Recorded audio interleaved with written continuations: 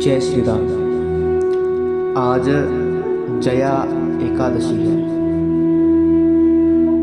और इस एकादशी के व्रत करने से हमारे सब पाप नाश हो जाते हैं। इसका व्रत करने पर मनुष्य को कभी भी प्रेत योनि में नहीं जाना पड़ता। तो आज मैं इस एकादशी की कथा हमारे इस YouTube चैनल पर अपलोड कर रहा हूँ। आप सभी जरूर सुने और एकादशी का व्रत भी करें।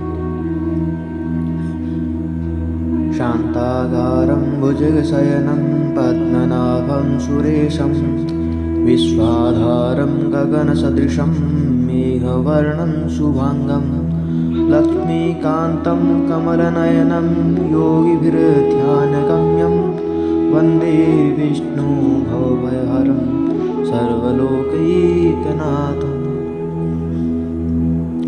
युधिष्ठिर ने भगवान श्री कृष्ण से पूछा, भगवान कृपा करके यह बताइए कि माघ मास के शुक्ल पक्ष में कौन सी एकादशी होती है, उसकी विधि क्या है तथा उसमें किस देवता का पूजन किया जाता है। भगवान श्री कृष्ण बोले, राजा, माघ मास के शुक्ल पक्ष में जो एकादशी होती है उसका नाम जया है। वह सब पापों को हरने वाली उत्तम तिथि है। पवित्र होने के साथ ही पापों का नाश करने वाली तथा मनुष्यों को भाग और मोक्ष प्रदान करने वाली है। इतना ही नहीं, वह ब्रह्म हत्या जैसे पाप तथा पिशाचत्व का भी विनाश करने वाली है। इसका व्रत करने पर मनुष्यों को कभी प्रेत योनि में नहीं जाना पड़ता।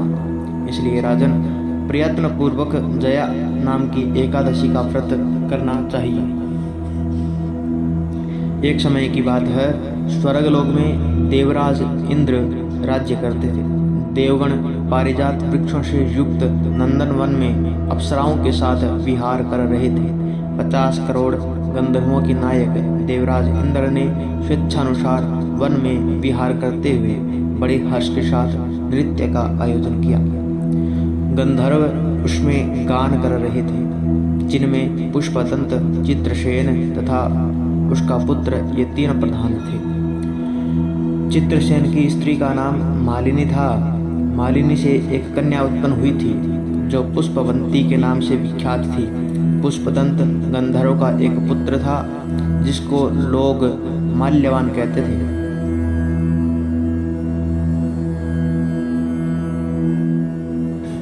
माल्यवान पुष्पवंती के रूप पर अत्यंत मोहित था।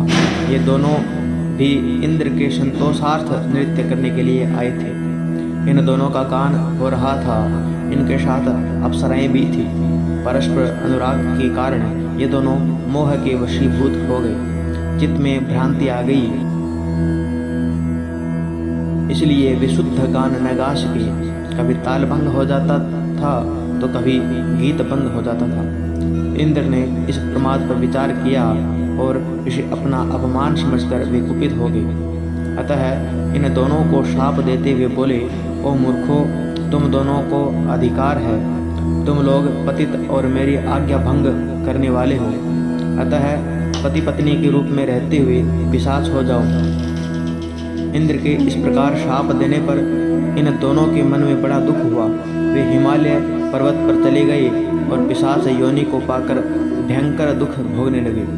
शारीरिक पातक से उत्पन्न ताप से पीड़ित होकर दोनों ही पर्वत की कंदराओं में विचरते रहते थे। एक दिन पिशाच ने अपनी पत्नी पिशाची से कहा, हमने कौन सा पाप किया है जिससे यह पिशाच योनि प्राप्त हुई है। नरक का कष्ट अत्यंत भयंकर है तथा पिशाच योनि भी बहुत दुख देने वाली है। अतः पूर्ण प्रयत्न करके पाप से बचना चाहिए। इस प्रकार चिंता मग्न होकर वे दोनों दुख के कारण सूखते जा रहे थे। दैव योग से उन्हें माघ मास के शुक्ल पक्ष की एकादशी की तिथि प्राप्त हो गई। जया नाम से विख्यात यह तिथि सब तिथियों में उत्तम है। उस दिन उन दोनों ने सब प्रकार के आहार त्याग दिए। जल पान तक नहीं किया, किसी जीव की हिंसा नहीं की, यहाँ तक कि खाने के लिए फल तक नहीं काटा। निरंतर दुख से युक्त होकर वे एक पीपल के समीप बैठे रहे। सूर्यास्त हो गया, लेकिन उनके प्राण हर लेने वाली भयंकर रात्रि उपस्थित हुई। उन्हें नींद नहीं आई, वे रति या और कोई सुख भी नहीं पा सके। सूर्योदय हुआ, द्वादशी का दिन आया। इस प्रकार उस पिशाच दंपति के द्वारा जया के उत्तम व्रत का पालन हो गया। उन्होंने रात में जागरण भी किया था। उस व्रत के प्रभाव से तथा भगवान विष्णु की शक्ति से उन दोनों का पिशाचत्व दूर हो गया। पुष्पवंती और माल्यवान अपने पूर्व रूप में आ गए। उनके हृदय में वही पुराना स्नेह उमड़ रहा था। उनके शरीर पर पहले जैसे ही अलंकार शोभा पा रहे थे। वे दोनों मनोहर रूप धारण करके विमान पर बैठे और स्वर्गलोक में चले गए। वहाँ देवराज इंद्र के सामने जाकर दोनों ने बड़ी प्रसन्नता के साथ उन्हें प्रणाम किया। उन्हें इस रूप में उपस्थित देखकर इंद्र को बड़ा विस्मय हुआ। उन्होंने पूछा, बताओ किस पुण्य के प्रभाव से तुम दोनों का पिशाचत्व दूर हुआ है? तुम मेरे शाप को प्राप्त हो चुके थे, फिर किस देवता ने तुम्हें उससे छुटकारा दिलाया है? माल्यवान बोला, स्वामिन, भगवान वासुदेव की कृपा तथा जया नामक एकादशी के व्रत से हमारा पिशाचत्व दूर हुआ है। इंद्र ने कहा, तो अब तुम दोनों मेरे कहने से श्रद्धापान करो।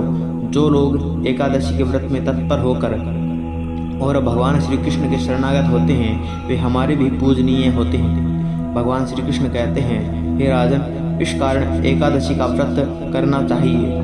हे नृपश्रेष्ठ, जया ब्रह्म हत्या का पाप भी दूर करने वाली है। जिसने जया का व्रत किया है, उसने सब प्रकार के दान दे दिए और संपूर्ण यज्ञों का अनुष्ठान कर लिया।